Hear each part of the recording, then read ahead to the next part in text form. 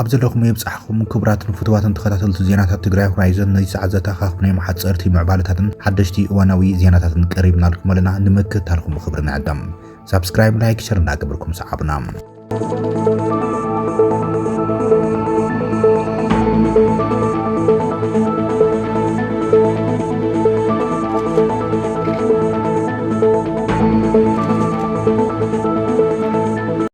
أبومبر قبعي زكايدو قجله وحات دكتور دبرتسيان منغستات إثيوبيان إيرتران صاوعي تقريبا لهم أمون كلتين حقرا زولو وطري عمل كتو مرقز يقجلو قليسالو دكتور دبرتسيان قبر ميكهيل بخارج من بيت صحفة وحات كاب بورد مرزا إثيوبيا أنصرالي وزلو حدقا مسرا زملكتم مزاز كسعب كم زخلون أنكي قلم أبومبر تي قبعي زكايده وحات مس راديو دمس الجرمن دوتش فيلا أب زكايده قال محتد حزي أب تقراي زلاء سلام كعسلن فتح كرقاقزن إنا نتقلب زلنا إلولم عبد التقراي حزبي كم حزبي نمصنات شوتو زغبره جونوسايد تفصيل مزبله دكتور دبرتسيان بسنكي صنتتاو كينا دما عالم لخاوي جبن بحر زلوا جبنات اب مفصام كالوت هاغراتون استساتفالم مستي مخانم تحتاتነት ንምርግጋጽ ኣብ ዘቤታዊ ሓዳይነት ቀሪብካም ፍትሒ ክረጋገጽ ኣይክእልን ኢሎም ፍትሒ ንኽረጋገጽ ዓለም ለኻዊ ተሳትፎን ተበጉሰን ተሓዊስዎ ኣብ ዓለም ለኻዊ ብርኪ መገባያ እንትራዩም ፍትሒ ክረጋገጽ ዝኽእል ድማ ኢሎም ንሕና ዘላቂ ሰላም ክሰፍን ፍትሒ ክረጋገጽ ኢናም ንጠልም ዘለና ኢሎም ንሕና በቲ ዝተፈጸመ ጽንተታዊ ኩናት ግዳይ ዝኾነ ህዝብን ዓድን ክሓዊናም ንሰርሕ ዘለና ዝበለ ዶክተር ደብረጽዮን ገና በሰልኡ ዘይሓወይ ህዝቢ ኣብ ዘለሉም ካብ መረበቶም ተመዛቢሎም ኣብ ስቃይ ዝርከቡ ሚልዮናት ናብ ቤቶም ኣብ ዘይተመለሱሎም ኣሽሓት ኣብ ሱዳን ፍቆዶ ፋሕፋሕ ኣብ ዝብልሉ ኩነታት ዳግም ኩናትን ወረ ኩናትን ምስማዕም ኣዝዩ ከቢድ እዩ ክብል ገሊጾም ንሕና ኣብ ልዕሊ እዚ ተሰኪምናዮ ዘለና ከቢድ ጸገም ተመሊስናም ኩናት ክንሓስብ እንኽእል ኣይኮናን ዝበለም ዶክተር ደብረጽዮን ንሕና ሰላምና ከዓሙቕን ፍትሒ ክረጋግጽ ኢናም ንሓትት ዘለና ኢሎም ነቲ ኣብ ልዕሊና ዝወደቐ ከቢድ ሽግር ክንፈትሕ እምበር መሊሱ ሽግር ዘስዕበልና ኣብ ልዕሊ ገና ንናብ መረበቶም ክምለሱ ዝህንጠው ተመዛበልቲ ካልእ ምምዝባል መስዓብ እልቂት ዘኸትል ኩናት ወረ ኩናትን ክንሰምዕም ኣይንደልኒና ክብል እዩ ገሊጹ ዘሎም ብምዃን ድማ ንሕና መሊእና ክንሓውን ዘላቂ ሰላም ክዓስልን ዝተረጋግዐ ኩነታት ክፍጠርን እዮም ድሌትና ክብል ገሊጾም ኩናትን ወረ ኩናትን ክንሰምዕ ኣይንደልን ንሕና ኣንጻር ዝኾነ ይኹን ኩናት ኢናም ኩናት ኣይንደልን ክብል ተዛሪቦም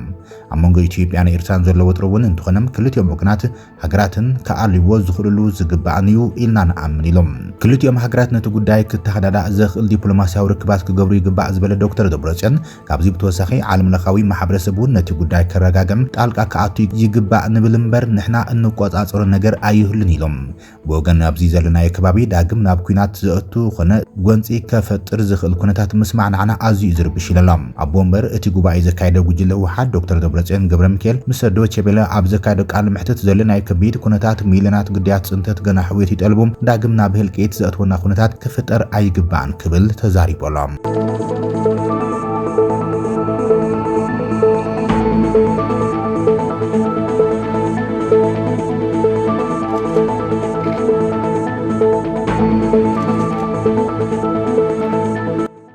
እዚ ከምዚሉም ኩሉ ድማ ቤት ጽሕፈት ህዝባዊ ወያነ ሓርነት ትግራይ ንቦርድ መረፃ ኢትዮጵያ ኣጠንቂቖሎም 23 ጥቅምቲ 2015 ኣብ መንጎ ውድብ ህወሓትን መንግስቲ ፌደራል ዝተፈጸመ ስምምዕነት ፕሪቶሪያም ቋሚ ምቁራጽ ተኹስን ፈረምቲ ኣካላት ንሕድሕዶም ማለት እውን እቲ ሓደ ፈራሚ ነቲ ካልእ ፈራሚ ኣፍልጦ ብምሃብ ዝተበጽሐ ስምምዕነት እዩ ዝበለት ቤት ጽሕፈት ብመሰረት ስምምዕነት መንግስቲ ፌደራል ብባይቶ ወከልቲ ህዝቢ ኣቢሎም ኣብ ልዕሊ ውድብ ህወሓት ኣንቢርዎ ዝነበረ ስያመ ራዕዲም ኣልዕሊ ብምባል ዝኻኺሮም ካብዚ ቀፂሉ ክመጽእ ዝግብኦ ዝነበረ ዝተሰረዘ ሕጋዊ ኣፍልጦ ውድብ ህወሓት ናብ ዝነበሮ መምላስ ክኸውን እናተገቦም መንግስቲ ኢትዮጵያ ግን ካብቲ ስምምዕነት ወጻኢ ናብ ተራ ቴክኒካዊ ጉዳያት እናወሰደም ዛጊድ ከፈጽሞ ኣይከኣልን ክብል ነቒፎሎም በመንግስቲ ፌደራል ዝተሰረዘ ሕጋዊ ኣፍልጦ ውድብ ህወሓት ኣብ ፕሪቶሪያም ምስቲ ስምምዕነት ዝተመለሰ እኳ እንተኾነም ውድብ ህወሓት ስምምዕነት ፕሪቶሪያ ብምግዛእን ንሰላም ካብ ዘለዎ ድሌትን ኣፍልጦን ብዕሊ ክምለስ ምስ ሰብ መዚ መንግስቲ ፌደራል ብተረጋጋሚ ዝርባት ይካይዱ ከም ዝነበረ ይገልጾም ኣብቶም ዝርባት እወንታዊ ዝኾኑ ምጽባዕታት ዝእቶ እኳ እንተነበሮም ቦርድ መረፃ ኣቢሉ ግን መንግስቲ ፌደራል ካብ ስምምዕነት ፕሪቶሪያ ወጻኢ ብዝኾነ መንገዲ ህወሓት ናብ ስሩዕ ከይዲ ሓዱሽ መዝገባን ምእታው ኣዋጃትን መግለጺታትን ኣብ ምውጻእ ዝርከብ ኢሉ ከሲሰሎም ህወሓት ነቲ ቦርድ መረፃ ከም ብሓዱሽ ንምዝጋብ ዝወጽ ሓደገኛ ኣዋጅ ይኹን በቢግዚኡ ዝወጽ ዘሎ ንስምምዕነት ፕሪቶሪያ ዝጥሕስ መግለጺታት ከም ዘይቕበሎም ብተረጋጋሚ ገሊጹ እዩ ዘሎ ቤት ጽሕፈት ህወሓት ነዚዕቡ እውን እቲ ብመንግስቲ ፌደራል ዝግበር ዘሎ ንስምምዕነት ፕሪቶሪያ ዝጥሕስ ከይዲ ኣመልኪቱ ናብ ፓነል ሕብረት ኣፍሪቃ ዘቕረበ ኮይኖም እቲ ፓነል እውን ብመሰረት ስምምዕነት ሕጋዊ ኣፍልጦ ህወሓት ክምለስን ከም ብሓዱሽ ክምዝገብ ከም ዘይግባእን ብምግላጽ ውጽኢቱ ኣብ ቀጻሊ ኣኼባ ተወዲዮም ክጸንሕ ሓሳብ ሂብዮም እንተኾነ ግና ፓነል ሕብረት ኣፍሪቃ ዛጊድ ብዘይምእካቡ ኣብ ሓፈሻዊ ኣፈጻጽማ ስምምዕነት ፕሪቶሪያ ኮነ ዝረኣዩ ዘለዉ ለውጥታት ኣብ ሓፈሻዊ ኣፈጻጽማ ስምምዕነት ፕሪቶሪያ ኮነ ዝረኣዩ ዘለዉ ጥሕሰታት ክግምገም ኣይከኣለን እዚ ከምዚ ኢሉ እናሃለወ ድማ ሃገራዊ ቦርድ መረጻ ኢትዮጵያ ንውድብ ህወሓት ዘይምልከት ኣዋጃት እናጠቐሰም መግለጺታት ኣብ ምውጻእ ተጸሚዱ ዘሎ ይለላ ህወሓት ከምቲ ደጋጊሙ ዝገለጾ ኣፍልጦ ክረክብ ኢሉ ቃልስን መኸተን ህዝቢ ትግራይ ክሕንሽ ኣይኽእልን ዝበለ ቤት ጽሕፈት ህወሓት 50 ዓመት ዘቑፅረን ብመስዋዕቲ ብሉጻት ደቂ ህዝቢም ትግራይ ዝተሓነፀን ህወሓት ከም ብሓዱሽ ክምዝገብ ኣይክእልን ይለላ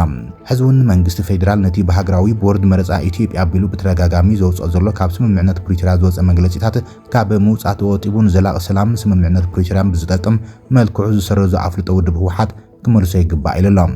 ኣደራድርቲ ፓነል ሕብረት ኣፍሪቃን ማሕበረሰብ ዓለምን ሕጋዊ ኣፍልጦ ህወሓት ዘይምምላስ ኣብ ስምምዕነት ሰላም ዘስዕቦ ሓደገኛ ሳዕቤን ተረድዩ ብሓፈሻ ድማ መንግስቲ ፌደራል ንዝኣተወ ስምምዕነት ፕሪቶሪያም ከፈጽም እጃሞም ክዋጽኡ ቀጻልነት ዘለዎ ክትትል ኣፈጻጽማ ክግብርን ይግባእ ድማ ንብል ኢለሎም ቤት ጽሕፈት ህወሓት ቦርድ መረጻ ኢትዮጵያ ቅድሚ ኣስታት 3 ዋርሕ ኣብ ዘርግሕ መግለጺ ህወሓት ብቁልጡፍ ጉባኤ ከካይድን እንተዘይኮይን ግን ካብ ዝኾነ ይኹን ፖለቲካዊ ህልውናም ንምስራዝ ክበቅዕ ከም ዝኽእል ኣጠንቂቑ ነይሮም በዚ ድማ ህወሓት ብመሰረት ቦርድ መረጻ ኢትዮጵያ ዘውፅኦ ግዜ ገደብ ንኽስረዝ 16 መዓልታት ጥራሕን ተሪፎን ዘሎ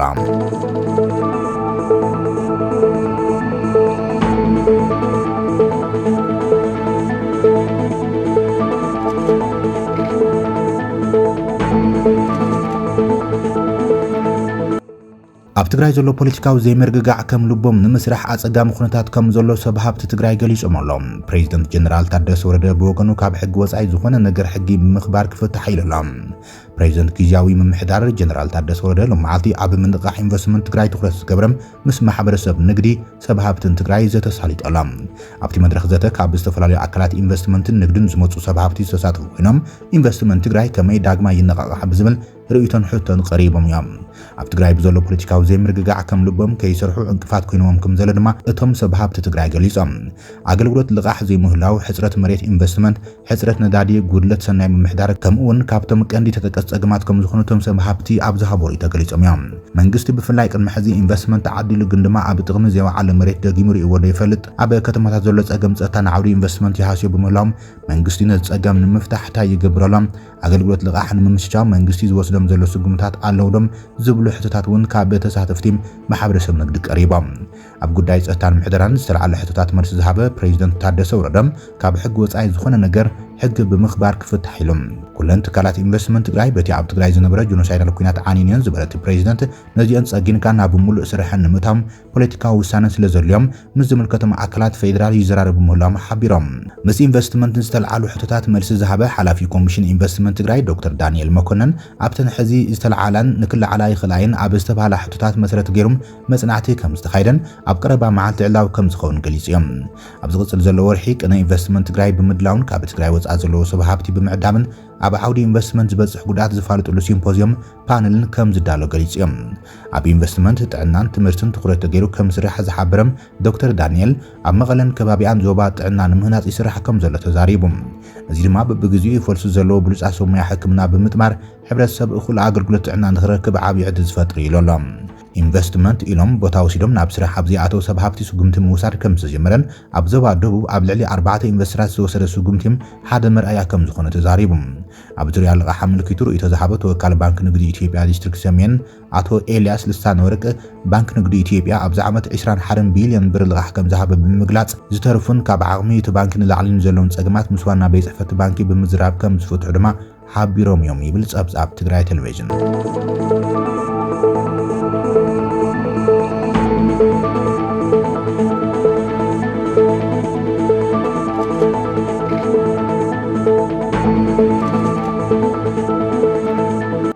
ኣብ እስራኤል ብቅትለት ክልተ ሰባት ዝተጠርጠሩ ክልተ ኤርትራውያን ኣብ ትሕቲ ቁጽር ውዒሎም እቶም ክልተ ኤርትራውያን ብቅትለት ገበን ዝተጠርጠሩ ኮይኖም ካብ እስራኤል ሃዲሞም ደቡብ ዮርዳኖስ ክጥሕሱ ከም ዝተሓዙ ተገሊጹ ዘሎ ፖሊስ እስራኤል ኣብ ከተማ ቴል አቪቭ ብቅትለት ክልተ ሰባት ተጠርጢሮም ክደኑ ዝፅንሑ ክልተ ኤርትራውያን ኣብ ደቡብ ዮርዳኖስ ሓሺሽን ዘይሕጋዊ ምስጋር ሰባትን ኣብ ዝቆጻጸሩሉ ዝነበሩ እዋን ከም ዝተሓዙ ኣፍሊጦም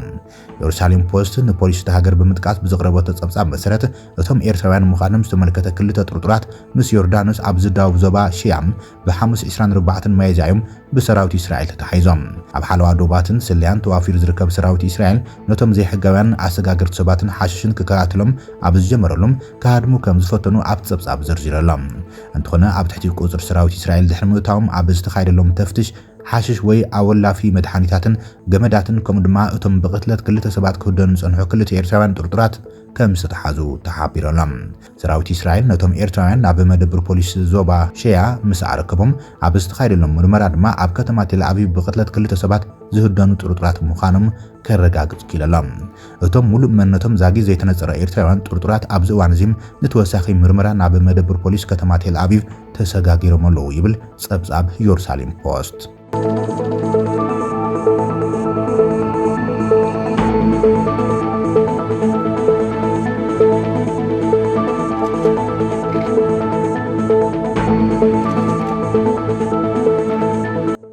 ዩጋንዳ ኣብ ቀረባ እዋን ዘጋጠመ ሓደጋ ለበዳ ኢቦላ ከም ዘበቅዐ ኣውጃላ እታ ኣብ ምብራቕ ኣፍሪቃ ትርከብ ሃገር ብ30 ጥሪ ለበዳ ኮሮና ቫይረስ ዝተለኸፈ ወዲ ተባዕታይ ድሕሪ ምፍላጦም እቲ ለበዳ ኣውጃ ነይራ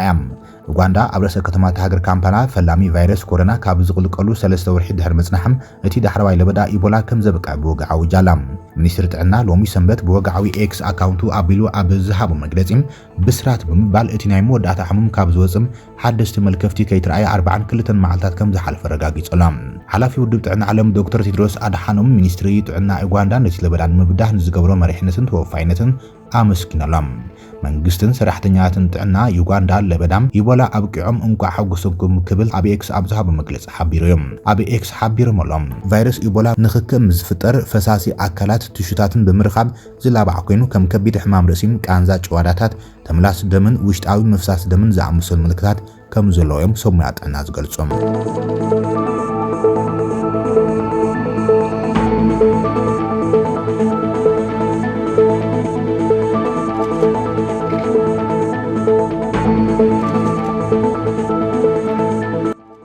ጳጳስ ካቶሊካዊት ቤተ ክርስቲያን አቡነ ፍራንሲስ ኣብቲ ናይ መወዳእታ መዕረፊኦም ኣብ ከተማ ሮማ ዝርከብ ቤተ ክርስቲያን ቅድስት ማርያም ማጆሪ ሓመድ ደቦም ለቢሶም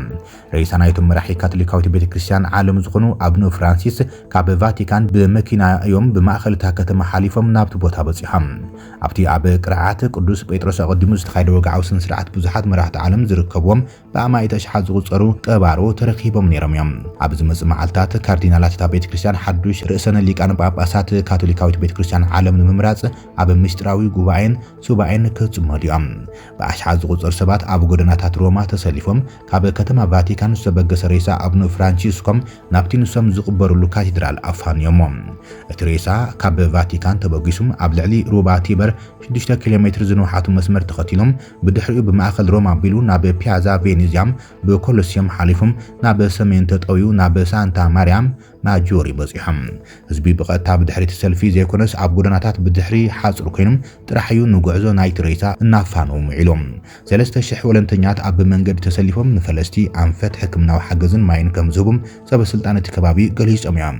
ኣብ ውሽጢ ቤተ ክርስቲያን ዝግበር ቀብሪ ንህዝቢ ክፉት ኣይክኸውንን እዮም ኣብ ስነ ስርዓት ቀብሪ ክሳተፉ ናብ ቫቲካን ዝመጹ መራሕቲ ኣሜሪካን ዩክሬንን ብዛዕባ ሰላም ተዘራሪቦም ኣለዉ ጎናጎኒ እቲ ኣብ መንጎ ፕሬዚደንት ቮሎዲሚር ዜለንስኪን ዶናልድ ትራምፕን ዝተኻየደ ሓፂር ርክብ ኣዝዩ ውፅኢታዊ ከም ዝነበረ ዋይት ሃውስ ገሊጾም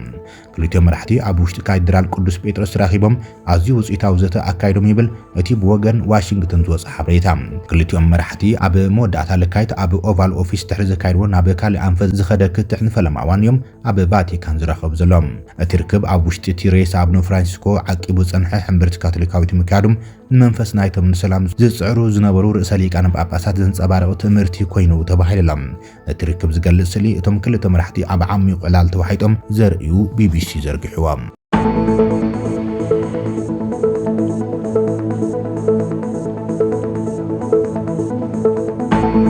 ክብራትን ፍትዋትን ተኸታተልቲ ዜናታትና እዚ ሰዓት ዘተኣኻኽቡን እዮም ሓደሽቲ ምዕባለታትን እዋናዊ ዜናታትን ዛዚምና ንምክትታልኩም ነመስግን ሰላም